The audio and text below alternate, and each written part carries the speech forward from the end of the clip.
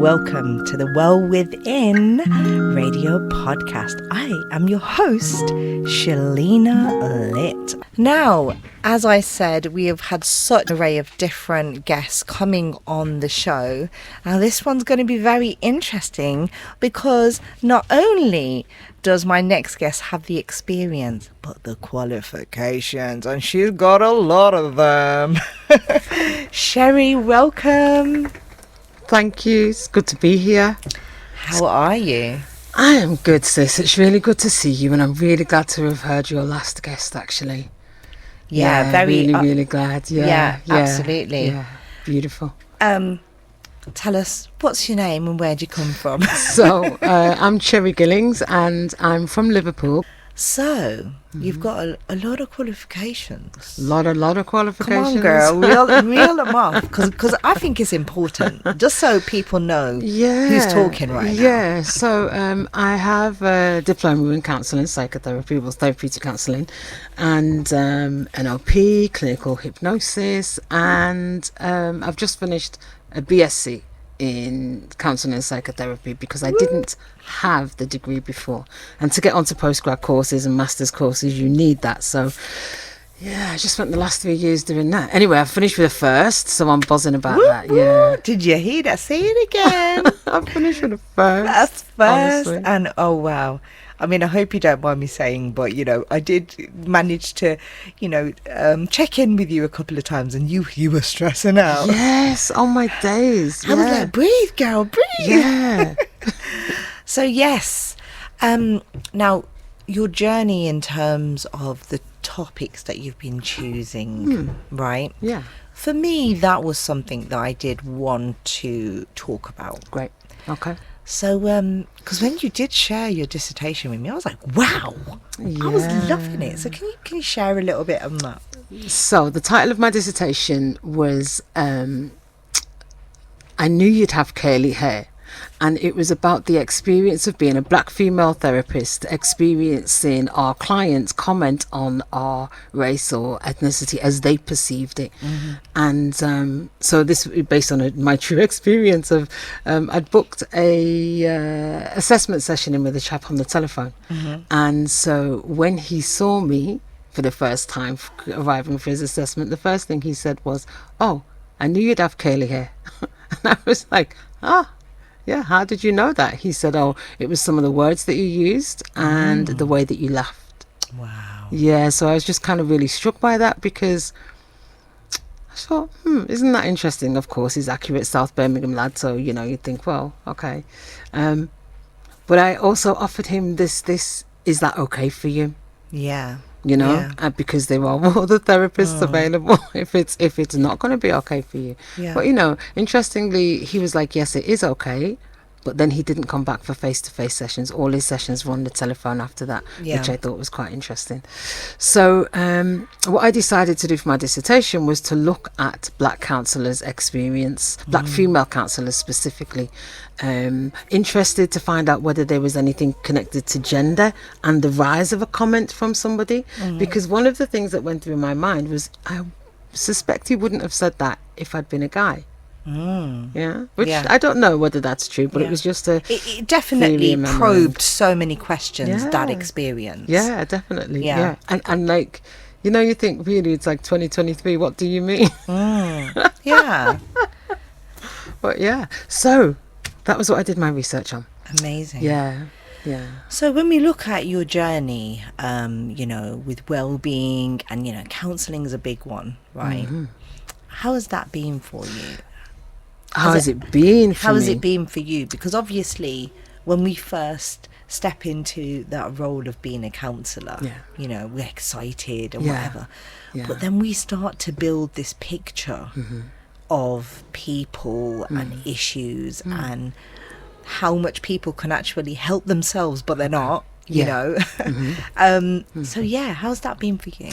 So when I started this journey, it was 2001. That was when I first went to uni to study my diploma, and so I chose my supervisor really well. I had a Jamaican guy who was my supervisor, And so interestingly, one of the first things that began to happen for me was that when people were talking, I would start to see stuff.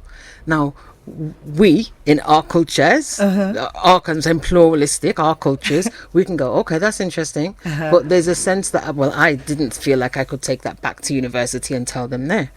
So I went to my supervisor, who fortunately, this is why I was so glad I made the choice I did. And I said to him, look, so when sometimes people are talking, I see stuff when they're talking, maybe see stuff around them, see colours around them, see shape around them, like I'm scared, really. I'm hallucinating or what's going on. And he was like, so he introduced me to this book, The Healing Wisdom of Africa by Malidoma Sommer. You've probably come across it. Okay. And so that just gave me a wider frame and a wider lens. And it was like, whatever you're learning at uni, remember it's coming from a particular paradigm.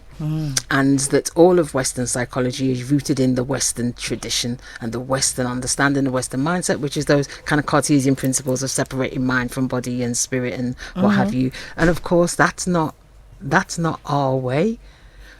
And I'm saying that's not our way because it's almost like it's in the bones of us, it's in the soul of us, in the spirit of us to have that awareness and that knowledge of, like, there's more going on than just what you can see with your eyes and hear with your ears. So when you said that, they weren't too shocked. No, he wasn't shocked knew, at all. yeah. He was brilliant, and how he just accepted it and gave me some further kind of resources to go away and look into.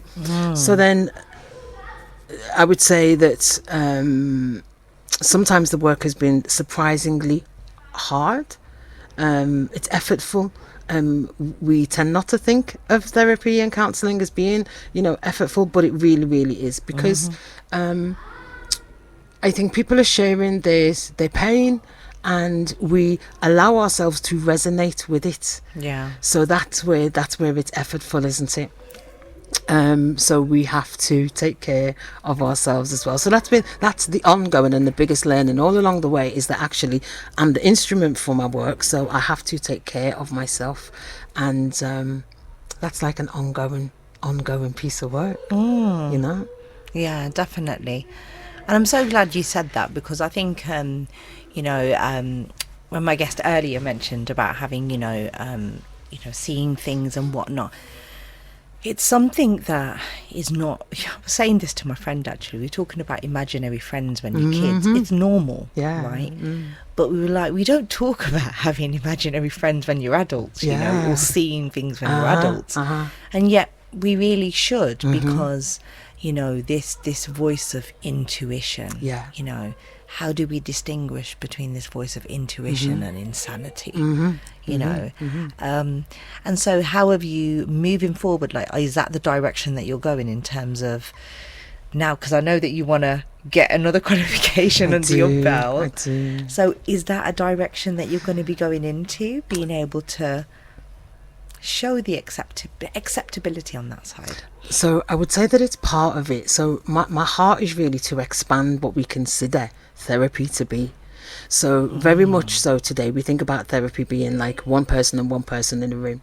Yeah. Or if you like, that's the Western model, isn't it? And it's absolutely, it absolutely doesn't fit everybody.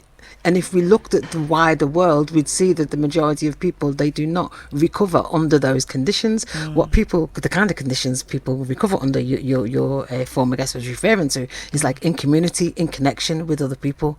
So things like being outside, being in nature, creating something together, sharing a common purpose, solving a shared problem, using the body, the breath work and stuff like that you're talking about. It's like,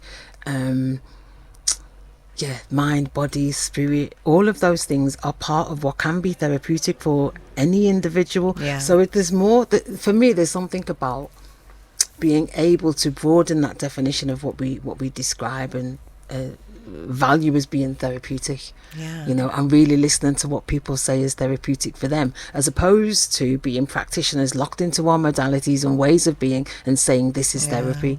Because actually, why can't we meet and walk and talk? I mean, that's become a therapy modality now in and of itself, but actually, like, it's ancient, isn't it? Like, we've known for the longest time as human beings that we do much better when we're outside and we've gotten some sun on our skin and we're kind of breathing clean air. Like, it's so like intuitive. We know it to be true, but we've come to doubt ourselves.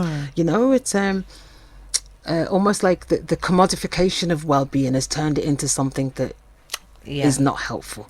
You know? Absolutely. And it is the buzzword at the moment, let's face it. But are people putting in the work? That's the big question. Okay, so you're talking about like individuals not embracing their own power, maybe, and not utilizing what they have. If I'm really brutal, then I would say, in my experience as a practitioner, most people, when I'm like, here's your prescription, go take time out, do breath work in the morning, in the evening, and do a little bit of writing. That's 10 minutes a day out of your life. Do they do it? No, they don't. And for me, I have to now get this conversation ready and say, I knew you weren't going to do it because you are comfortable being uncomfortable. Okay. Do you know what I mean? Yeah, but if we reframe that to what's familiar is comfortable. Yeah. As much as it's uncomfortable, like recognizing that the brain is like, okay, this is our normal. So the brain's a predictive machine, right? So we've got into these patterns of uncomfortability, but the brain knows it, so that's what's always going to happen. So when we introduce change, even something as small as 10 minutes a day, the brain is like, no. And we'll create all kinds of dissonance. So what if we said to people, actually, we're gonna agree this task of 10 minutes a day, but odds are you won't do it. And what I want you to do is to be really curious about what gets in your way. Why don't you do it? How do you feel when you don't do it? Tell us what goes through your mind when you know you should have done it but you didn't do it, in order to get to some of the self-narrative.